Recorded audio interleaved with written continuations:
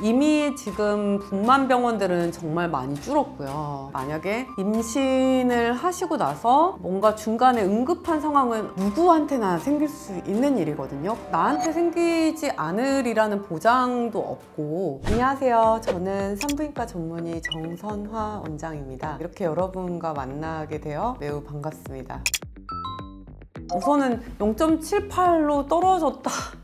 씁쓸하죠. 저런 출산율이 감소함으로 인해서 산부인과도 어떻게 보면 몰락의 길을 걷기 시작했거든요. 근데 제가 산부인과를 선택한 이유는 저는 잘못 생각했죠. 바닥을 찍고 다시 올라가지 않을까 했는데 지하가 있더라고요. 지하로 파고 들어가서 제 주식 계좌 같은데, 산부인과가 이제 비인기과가 된 이유가 수가적인 면도 있고 의료 소송적인 부분도 분명히 있고 하지만 가장 큰 원인은 사실 출산율이 저하되면서 산부인과라는 과 자체가 되게 축소되고 위축된 그런 원인이 됐다고 보고 있습니다. 사후피임약 처방이 정말 많이 늘었어요. 비대면 진료도 요즘은 하는 추세다 보니까 직접 의사를 만나지 않고 비대면으로 사후피임약을 처방하는 경우도 상당히 많거든요. 실제로 또 제가 병원에서 이제 임신 진단을 하는 경우도 많이 줄었어요. 기본적으로 이제 결혼하지 않으신 여성분들이 정말 많아요. 환자분들 중에 나이가 많은데도 결혼을 아직 안 하시는 분들이 많아서 임신과 출산을 하지 않으시니까 결혼율 자체가 또 우선 되게 많이 떨어졌어요. 출산율도 떨어졌지만 그 앞서 결혼 자체를 안 하시니까 출산을 안 하시는 것 같아요. 이제 분만병원에 있을 때 이제 제가 분만을 많이 받았었고, 대학에 있을 때도 이제 분만을 받았었고요. 개인병원 나오고 나서는 분만병원에 있지 않으니까 임산부를 볼 기회가 적어지기는 했지만, 그래도 임신 진단을 하잖아요. 초기에 임신 진단을 하는 산모분들도 되게 많이 줄은 것 같아요. 주관적으로 제가 느끼는 바로도.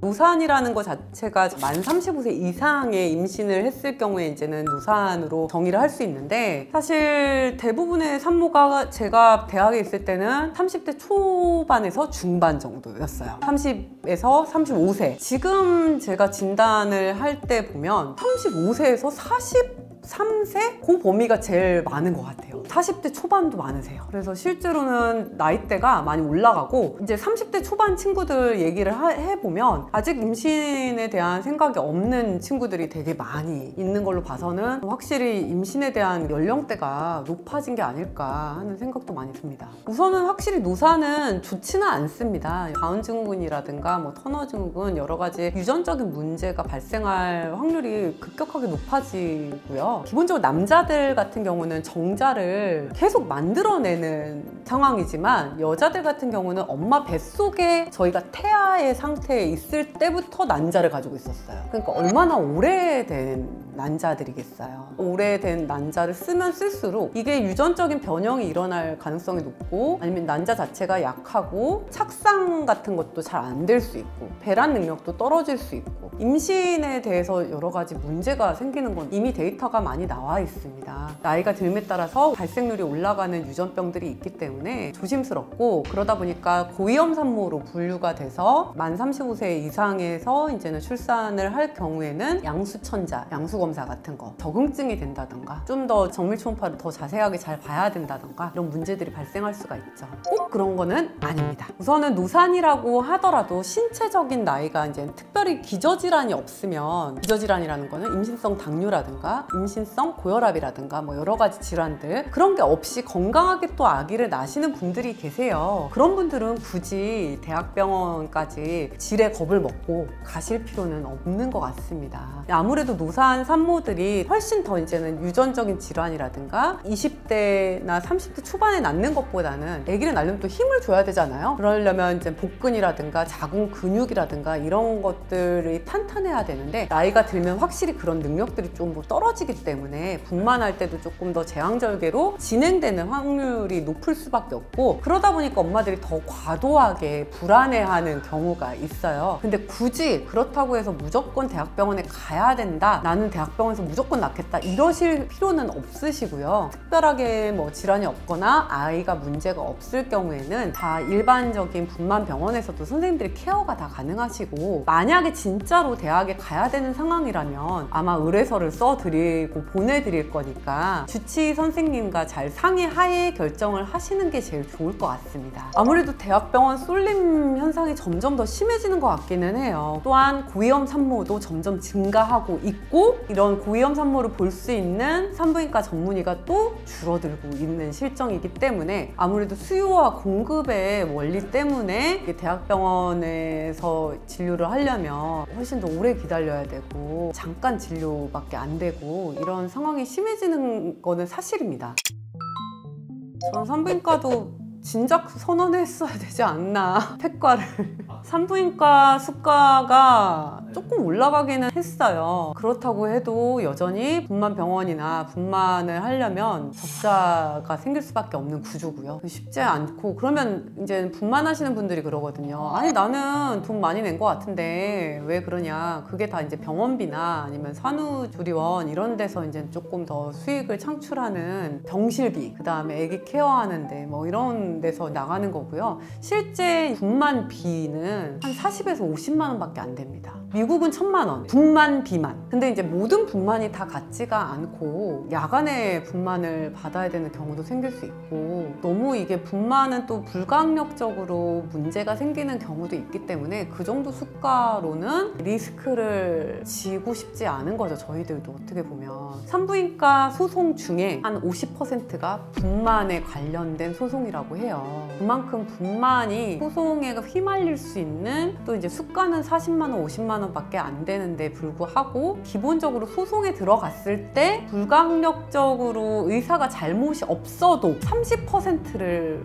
보상을 해야 되는 그런 법적인 제도가 아직 있습니다.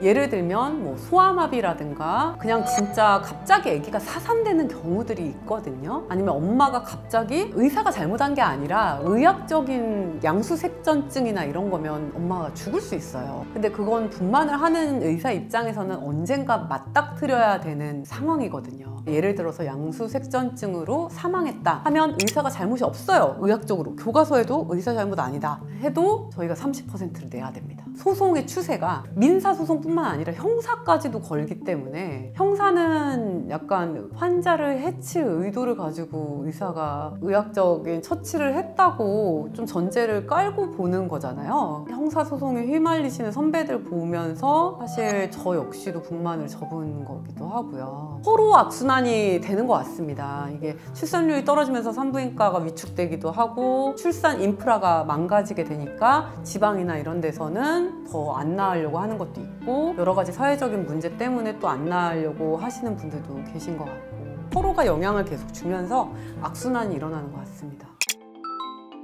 네, 그럴 수 있죠. 이미 지금 분만병원들은 정말 많이 줄었고요. 그 다음에 폐업하는 데도 많아졌고, 실제 저만 해도 산모 분만을 받지 않는 산부인과로 클리닉을 운영을 하고 있는 상황이고, 산부인과라는 타이틀을 걸고서도 뿌띠라든가 이제 보톡스 필러 이런 쪽 얼굴 에스테틱 미용 쪽으로 가시는 선생님들도 되게 많아졌거든요. 그러다 보니까 진짜 순수 산부인과를 보는 선생님들이 진짜 점점 줄고 있는 상황은 맞습니다. 만약에 임신을 하시고 나서 뭔가 중간에 응급한 상황은 어느 주수에나 생길 수 있고 누구한테나 생길 수 있는 일이거든요. 나한테 생기지 않으리라는 보장도 없고, 그런 상황에서 갑자기 아기 문제가 생겼다든가 출혈이 생겼다든가 이랬을 때 제대로 케어를 받을 수 없는 모성 사망률이 증가할 수밖에 없는 지금 그런 상황이라고 보고 있고, 실제로 모성 사망률이 증가했습니다. 통계적으로도. 갈 병원이 없고 바로바로 처치할 수 있는 병원들이 지방에는 거의 부족하기 때문에 거리가 멀어지게 되니까 응급 상황은 시간이 제일 중요하잖아요. 빠른 처치가 이루어져야 하는 경우가 많은데, 근데 그게 이제는 지켜지지 못하니까 2023년도에는 모성 사망률이 오히려 조금 더 증가한 걸로 제가 통계 자료도 확인을 했습니다. 이게 결국에는 우리 모두한테 피해가 가는 게 아닐까 싶어요. 저도 산부인과 의사기는 하지만 또 일반 국민이기도 하잖아요. 제가 만약에 그런 산부인과적인 문제 닥쳤을 때도 문제가 생길 수 있는 거고, 아 나는 애기 다 낳았으니까 됐어 이렇게 생각하실 거는 아닌 것 같아요. 왜냐면 또 이제 나이가 들에 따라 부인암 파트를 봐야 될 수도 있고, 제대로 또 그 산부인과 과 자체에 집중해서 보는 선생님들이 점점 줄어가고 있는 상황이면 내가 언제든지 상의하거나 상담받을 수 있는 좋은 의사를 만날 수 있는 기회가 점점 줄어든다라는 얘기니까요.